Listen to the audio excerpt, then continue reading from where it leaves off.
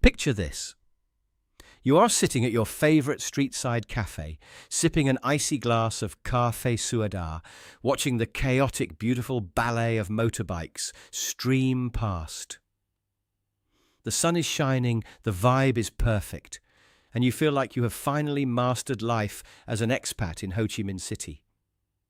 But then you look at your calendar and a cold sweat breaks out. Your lease is ending in exactly 30 days.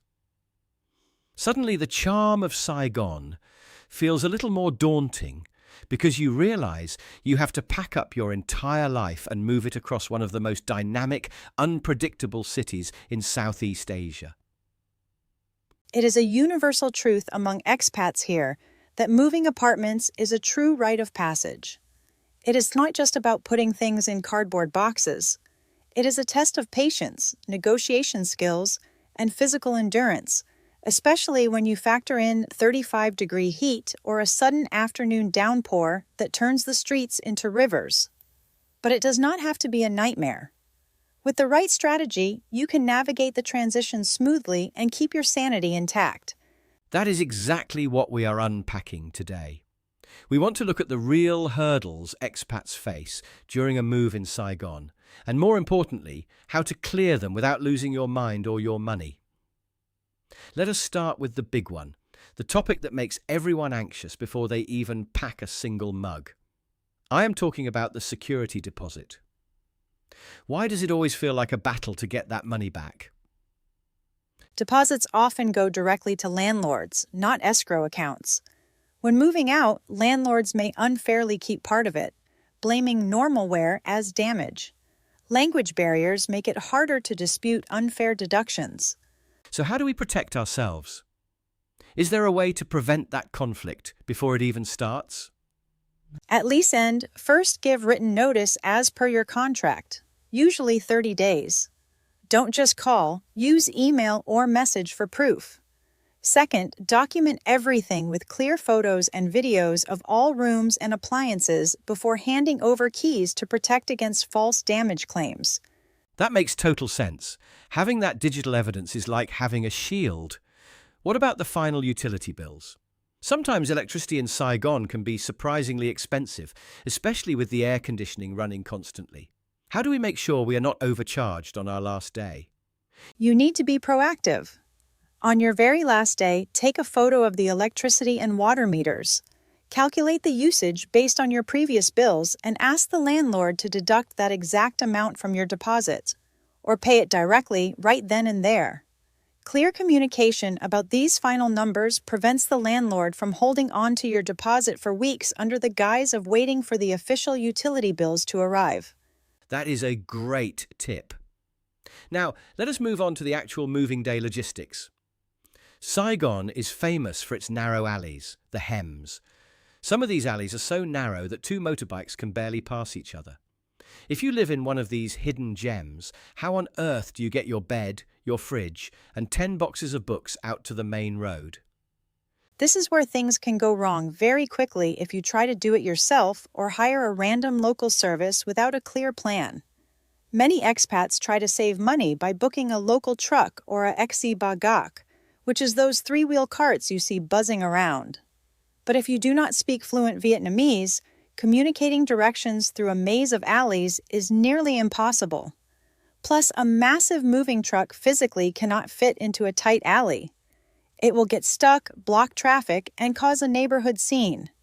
I can already picture the chaos of a truck wedged between two houses while neighbors yell in Vietnamese. That sounds like a nightmare.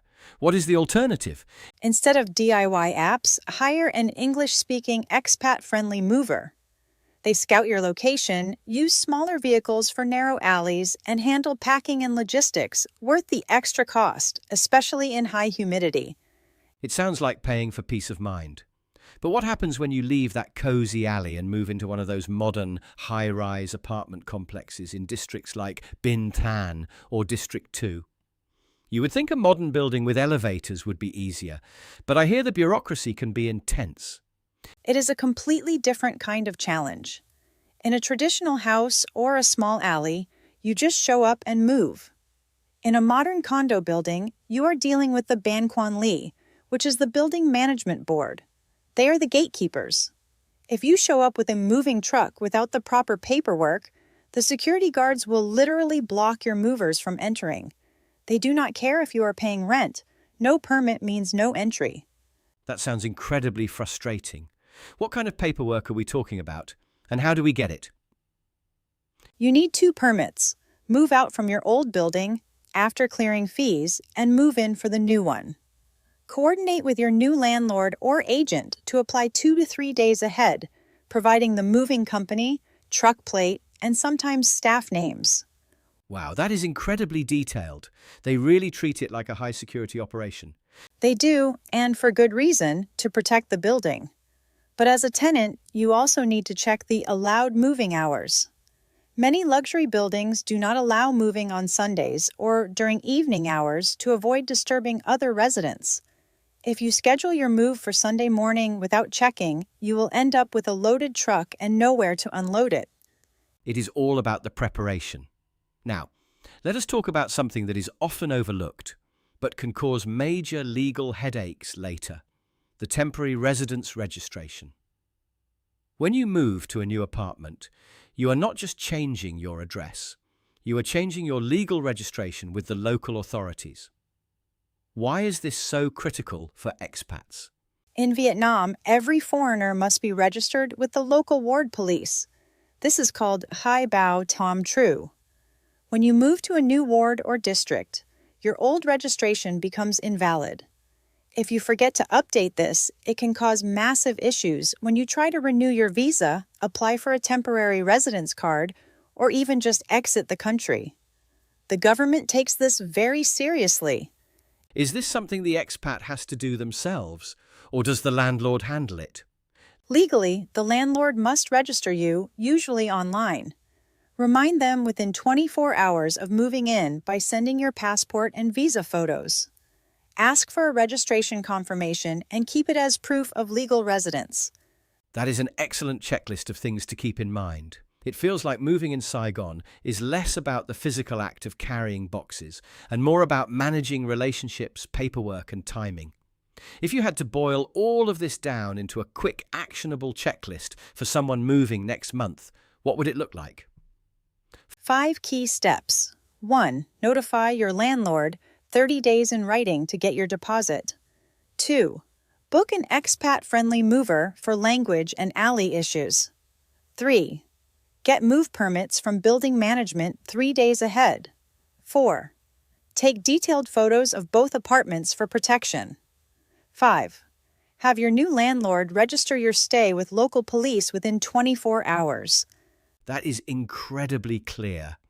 And what about the timing? Is there a golden rule for when to actually schedule the physical move? Never move on a Friday afternoon in Saigon due to terrible traffic. Check the weather during rainy season to avoid wet belongings. The best time is Tuesday or Saturday morning, between 9 a.m. and 2 p.m., when traffic and weather are usually better. That is invaluable advice. Moving is undoubtedly one of the most stressful things you can do, but it is also the start of a fresh chapter.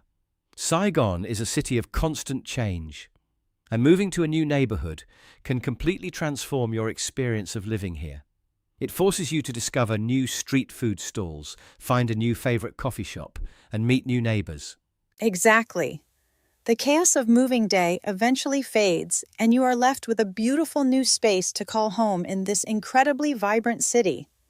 It is all part of the adventure of living abroad. Once you survive your first Saigon move, you feel like you can handle almost anything this city throws at you. That is the perfect note to end on. It is about embracing the chaos, preparing as much as possible, and riding the wave. To everyone out there preparing for a move, take a deep breath, get your paperwork in order, and remember that a cold drink is waiting for you on the other side. Thank you for listening, and happy moving.